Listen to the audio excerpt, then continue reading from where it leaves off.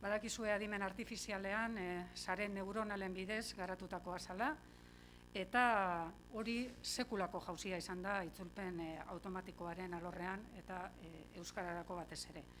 Itzuli aurkeztu genuenean euskara gaztelania eta gaztelania euskara itzulpen norabideak bakarrik eskaintzen zituen, eta urtebete beranduago ordea lau itzulpen norabide gehiago eskaintzen ditu.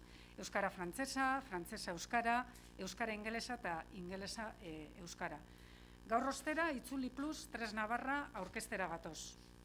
Hizkuntzen teknologiak agertu zirenetik Eusko Jaurlaritzaren ardura izan da beti euskara informazioaren eta komunikazioaren teknologietan edo ingurune digitalean integratzea. Horrela aspaldian hasi zen Jaurlaritza herritarren eskuetan jartzen euskara egunerako bizitzan, lanean, eskolan, hedabideetan, aisialdian eta barretan erabili ahal izateko tresna desberdinak, hiztegi elektronikoak, elebakarrak, elebidunak, sinonimoenak, entziklopedikoak, zuzentzaile ortografikoak, euskalterm, terminologia banko publikoa, eta euskarazko software produktu asko eta asko. 2007an itzultzaile automatikoa garatzeko lehenengo urratsak egin ziren. Garai hartan, merkatuan zeuden itzultzaile automatikoak gramatika eta analisiaren transferentzian oinarritzen ziren, eta urte batzuk joan dira eta itzulpen automatikoaren alorrean sekulako jauzia gertatu da.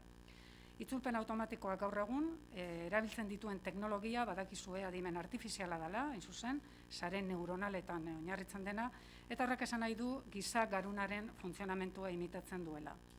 Euskara sare neuronalen teknologian integratu da, buru belarri, beraz, arrakasta handiz esan behar dugu, eta hemetik aurrera Eusko Jaurlaritzan asmoa helburua da teknologia hau baliatzea, gizarteak behar dituen tresnetan eta edukietan txertatzeko eta herritarrei dohainik eskaintzeko. Euskararen Aholku Batzordearen batzordea teleteko bat da, ingurune digitalarena, badakizue, eta adituez osatutako batzordearen gomendioa izan da beti itzultzaile edo itzulpen automatikoa garatzea. 2020an pandemia suertatu zaigu eta inoiz baino garrantzitsuagoa izan da, hain zuzen, euskararen erabilera errazteko tresna berriak sortzea eta herritarren esku jartzea. Eta horregaitik gaude hemen, hain zuzen, tresna berri bat aurkezteko, Itzuli Plus deitu dugun tresna barra. Horrelako tresna bat sortzeko ideia, Euskararen Aholku Batzordearen ingurune digitalaren batzorde atal bereziak herriagintentzat emandako gomendiotako bat izan zen eta hala egin genuen. Itzuli Plus tresna barrak jadanik interneten dauden tresna batzuk bakar batean batu ditu. Hain zuzen, itzuli itzultzaile neuronala, 3 hiztegi, euskara gaztelania, euskara ingelesa eta euskara alemana. 3 hiztegi horiek aspalditik daude, badakizue, Jaurlaritzaren webgunean kontsultagai. Euskarazko Wikipedia ere txertatuta dago tresna barran, eta 2021an, hasieran, zuzentzailea integratuko dugu, zuzentzaile ortografikoa eta genero itzultzailea prestatuta dagoenean. Gainera, ahotsaren sintesia ere sartu da, eta hortaz, itzulien sartutako testuak ahots sintetiko batek irakurtzen ditu eskatuzkero. Ahotsa ere sartu da Wikipediaren botoian. Gainera, ahotsarena adimen artifizialean oinarritutako ahotz berria sartuko da, eskoz bere hobea izango dana, eta horretan hobekuntza ikaragarria izango da, batez ere diktaketa pasartzen denean, beste hori erabilia izateko. Eta horretan ez da geratuko euskararen erabilera areagotzeko eta indartzeko sortu dugun Itzuli Plus tresna barra. Izan ere, tresna garatzen eta osatzen jarraituko dugu datorren urtean, funtzionalitate berriak gehituz. Ahotsaren sintesia hobetzeaz gain, esan dut, adimen artifizialean oinarritutako edo garatutako ahotsa sartuko zaiola, testuen transkripzioa ere landuko dugu, bertan txertatzeko, horrela diktaketa erabiltzeko aukera izango da, pentsatu arazoak dituzten umeentzako ze garrantzi handia daukan honek, eta bestelako erabilera aukera praktiko batzuk ere aztertzen ari gara, guztion artean tresna barra hau osatu ahal izateko. Itzuli Plus osatzeko prozesuan asko eskertuko ditugu erabiltzaileen iritziak eta inpresioak, beti ere tresna barrari aukera gehiago gehitu ahal izateko. Beraz, gaur egun ez dago aitzakiarik lanean, eskolan, hedabideetan, aisialdian eta barretan euskara ez erabiltzeko. Orain laguntza tresna onak eraginkorrak ditugu eskura, konfiantzaz eta segurtasunez euskara erabiltzeko.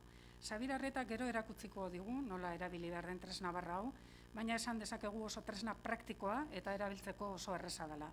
Jendeak ezagutu behar du eta deskargatu. Printzipioz, Chrome eta Firefox nabigatzaileetarako garatu da, uste dut badagoela garatzen ere software librean erabili ahal izateko, eta lehen esan dudan moduan erabiltzaileen eta inpresioak ezagutu nahi ditugu barrari aukera gehiago gehitu ahal izateko.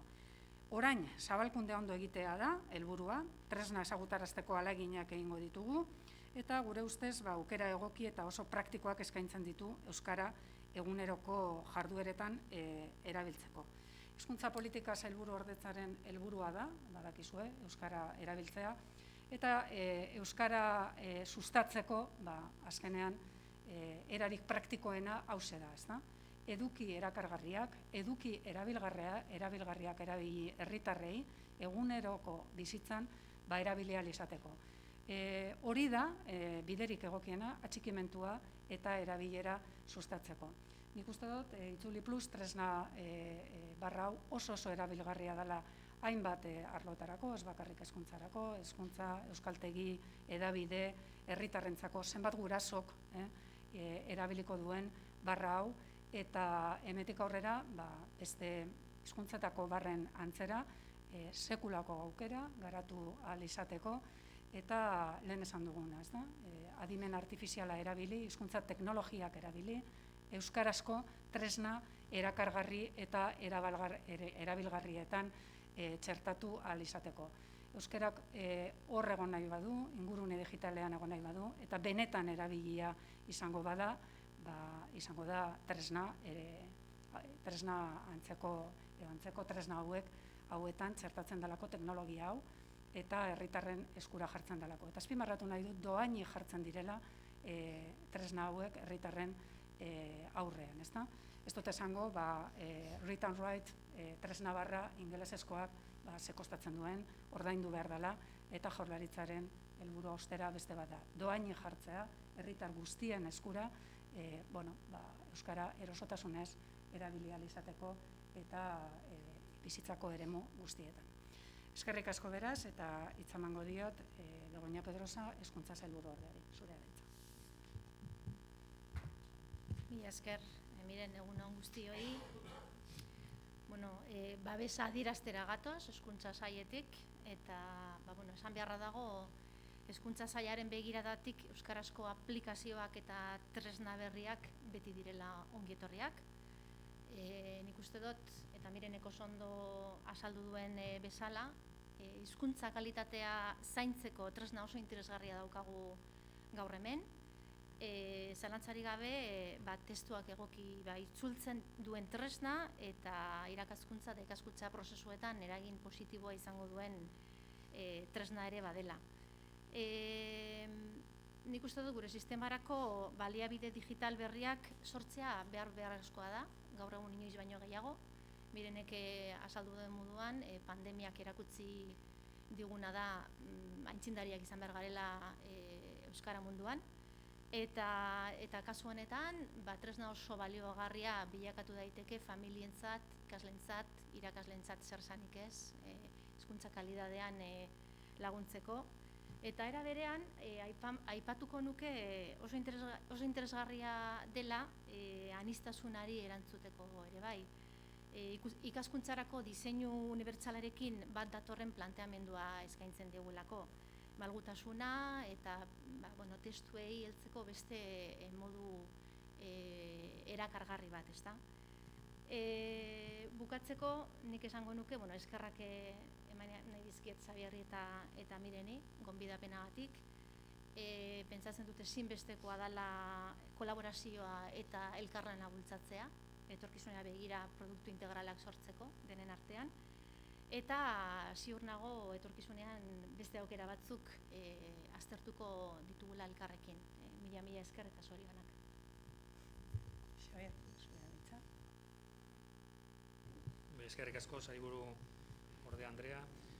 Hona etorri gara gaur, gobernantza publiko eta autogobernu sailetik adimen artifizialak eskaintzen dizkigun aukerak baliatuta eta sail desberdinen arteko ahalegin partekatuari esker, itzuli tresna arrakastatsuaren aplikatibo berriak aurkeztera. Urtebete luzeko ibilbidea du itzulik gure artean, eta denbora honetan doako itzultzaile automatiko neuronala herritarren eskura jartzeaz gain, etengabeko garapena izan du tresnak. Sakelekoetarako aplikazioa aurkeztu genuen, adibidez, eta bitartean tresnaren erabilerak etengabe egin du gora. Gaur egun, hilabete batean 7 milioi kontsultatik gora izatera iritsi da. Hala gertatu zen maiatzean, etxean konfinatuta geunden artean. Baina joan den hilean ere, azaroan, 5 milioi kontsultatik gora izan ziren, itzulik izan zituenak.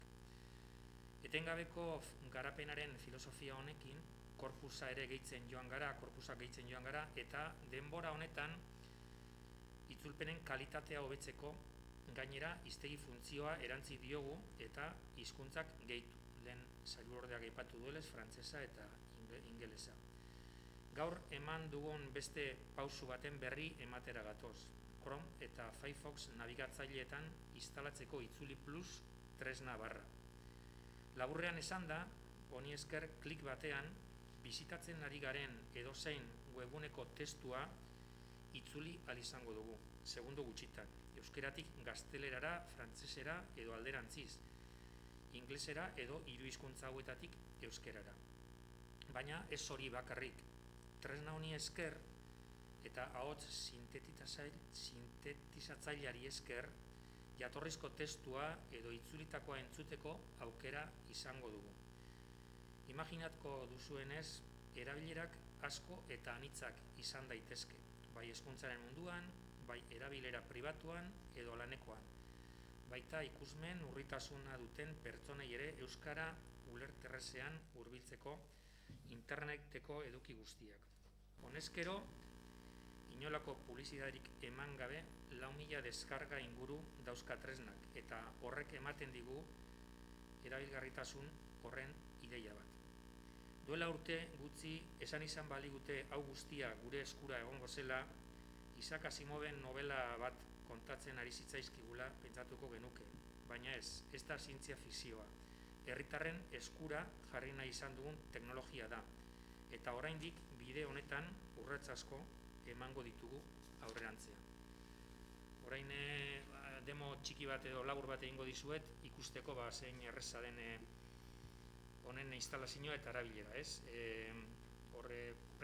Prentsa horran azaldu dugu zein dan estentzioak instalatzeko URL-a, edozein estentzio, ez bakarrik itzuli, ematen diogu honi eta hor bilatzen dugu itzuli.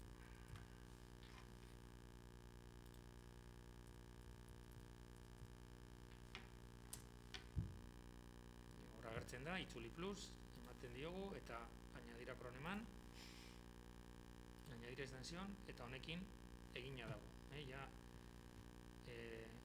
Instalatu dugu. Ikusten duzuen hor agertu da eta desagertu segiduan, orduan nahi badugu hemen barran agertzea, oneri eman behar gorra txikita izateko. Badaukagu hemen itzuli barra instalatuta. Orduan, froga bat egingo dugu, berria egunkaria sartuko gara, lehenango agertzen den berria klikatu, eta horrela eginez, edo eskumako botoia, edo hemen barran agertzen den estentzioa eman da, ikusiko duzue, segundu batean itzulpena egin duela, ez? Hau azken baten egiten duena da, itzultzaile neuroloanera doa. Hau lehendik zegoen, baina hemetik lotura hau jarri dugu. Zer dauka gehigarria? Beta jarri dugu, oraindik sailburuordeak azaldu duenez, adimen artifizialan oinarritutako sintetizatzailea jarriko dugulako hurrengo hileetan. Baina momentu honetan ere beta berzioa badauka, eta honek egingo duena da, berria irakurri. Jokin Altunak bigarrenez lortu du 4 eta erdiko txapela, Erik Jakari 2 gidoia 9 irabazi ondoren. Erasokor jokatu du amezketarrak hasieratik eta aurkaria defentsan aritzera behartu du. Gaztelezera Joaquín Altuna ha logrado por segunda vez la txapela del 4,5 tras ganar 2-2-9 a Eric Jaca. El amezquetarra ha jugado agresivo desde el principio y ha obligado a su rival a defender.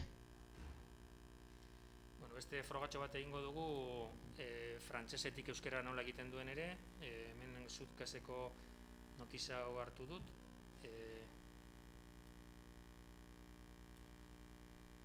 Izango dugu itzultzeko, eta ikusi duzu, momentu batean itzultzen du hemen, ikusiko duzuenez frantsesezko betarik sintetizatzeko ez daukagu.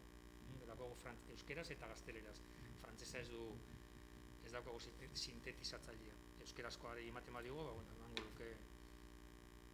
Koronavirusaren bertsio kutsakorragoa agertzen den herrialdeen zerrenda luzatzen ari da egunez egun. Eta aipatu dugunez, itzultzaileaz gain, ze beste funtzionaleak ditu, hiztegia. Honek badaki, horari materakoan badaki frantsesez ari garela eta zuzenean egin du frantsesetik euskarara itzulpena. Gero aldatu aldiogu, nahi badugu beste hizkuntza bat ardezan, ez? Baina hitz bat, testu luze hartzen badugu, itzultzailera doa. Baina hitz bakarra, ez dakigu hau hitz honek ze esan nahia duen, orduan hitz bakarra hartzen badugu, berak badaki hitz bakarra eman diogula eta ja ez doa itzultzailera. Joango da hiztegira. Ikusi duzue, frantsesetik euskarara itzuli duela, 3. Eta gero badauka ere Wikipedian sartzeko aukera, ez? Edozein hitz edozein hitz Wikipedian edo kontsultatu alizateko. Eta asmoa daukagu, hurrengo urteetan itzultzaile hau neuronalarekin egin dugunez, joan gara hizkuntzak gehiago txertatzen, APP-a sortzen, eta funtzionale gehiago hemen ere transkripzioa, diktaketa eta beste gehigarri batzuk jartzeko asmoa eta esperantza.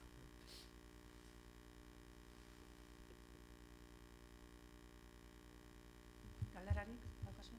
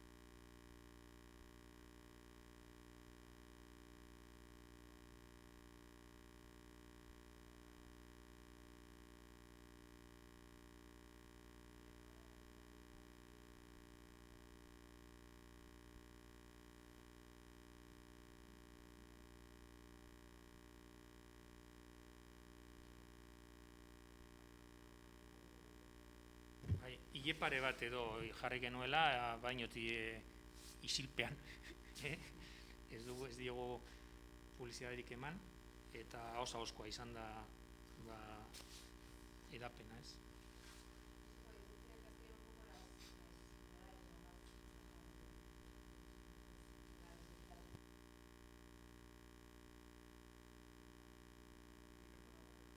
En principio teníamos el traductor neuronal. Ya dijimos que nos abría unas posibilidades inmensas y que iba a tener más desarrollos.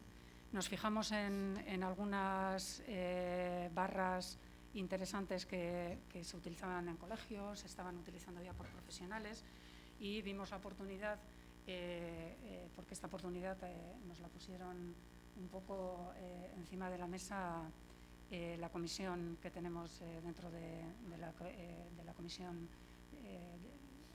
de asesoramiento del euskera, y nos dijeron que había una posibilidad de desarrollar esto, y nos dimos cuenta que teníamos la Wikipedia, que teníamos ya trabajo realizado con los diccionarios, ¿no? Diccionarios de alemán, de francés, de euskera, y bueno, pues siguiendo un poco el modelo de esas barras, ¿no?, internacionales que se estaban utilizando en colegios, que había profesionales que ya las estaban utilizando, como Read and Write, por ejemplo, pues nos dimos cuenta que sí teníamos material suficiente para hacer una barra beta, ¿no?, que es la que llamamos. Entonces incluimos Itzuli, introdujimos ya los diccionarios, introdujimos la Wikipedia y pensamos que era una facilidad increíble, sobre todo con lo que nos había ocurrido, ¿no?, con la pandemia, que estábamos en casa, teníamos problemas con los profesores, con los críos, con los padres y madres, y dijimos, ¡buah!, pues si incluimos todo esto en una barra ya, pues fíjate, ¿no?, en Chrome, lo que nos facilita el trabajo. Pero lo que comentaba es con lo que ya teníamos, una barra beta que le llamamos, pero lo que tenemos en mente es desarrollarla, ¿no? Introducir la síntesis de voz, introducir la transcripción, el dictado, bueno, pues todo esto que puede ser increíblemente beneficioso para una lengua que está normalizándose como la nuestra, una lengua pequeña que está normalizándose, teniendo en cuenta que, bueno, por ejemplo, aunque está aquí la viceconsejera de Educación, ¿no?, pues más de la mitad de nuestro alumnado proviene de familias, ¿no?, que no saben euskera. Imaginaos pues qué ayuda puede ser esto para ellos, ¿no? Pero bueno, no solo para educación, sino para todos para los demás ámbitos. O sea, que se trata de seguir desarrollando. El euskera tiene esta tecnología y lo importante además es que la ponemos en manos de toda la ciudadanía, pues sin ninguna cuota y totalmente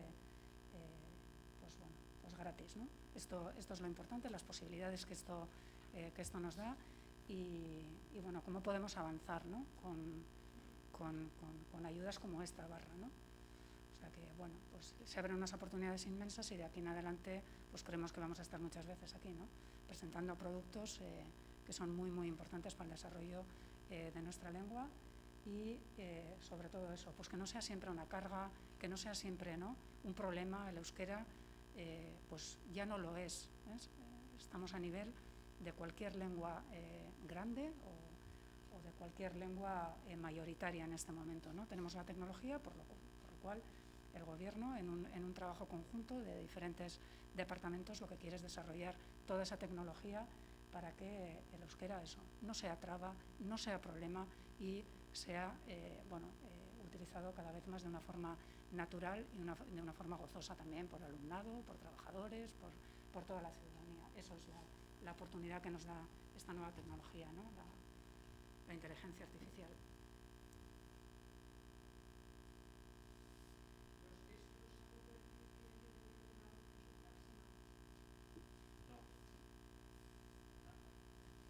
No, así como en el traductor que está al alcance del público hay un límite de 4.000 caracteres, aquí no hemos puesto esa limitación. No es muy usable tampoco, ¿no?, porque como veis la cajita esta, pues te entran no sé cuántos. Podemos hacer una prueba de algo más largo, pero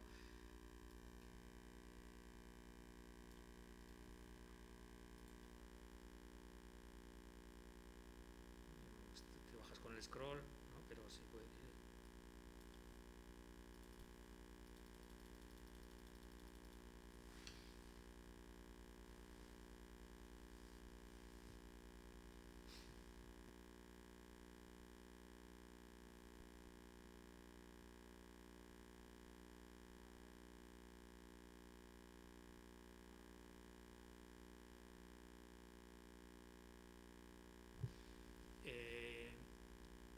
Bai, eramaten zaitu, baina webgunean jarri genuen muga hori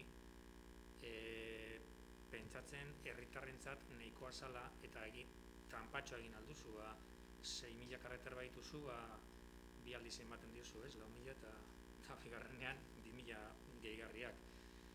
Dena den badaukagu erabaki horrela izan zen, herritarrei 4.000 karaktereko muga hori jartzea, baina administrazioan badaukagu itzultzaile berdina dana, antzekoa, juridiko-administratiboko korpus gehiago sartu diogulako, eta horretan Euskal Administrazio guztia, eta Nafarrokoak ere sartzeko aukera daukat, eta hor mugarik ez dago. Eta hor ere egiten duguna ere da, Word dokumentu bat, dokumentu aberats bat, itzul daiteke ere. Baina herritarrengan pentsatzen genuen, doainekoa danez, muga horrekin jartzea, 4.000 karaktereko muga horrekin. Eta hemen ez dago, printzipioz ez daukagu mugarik.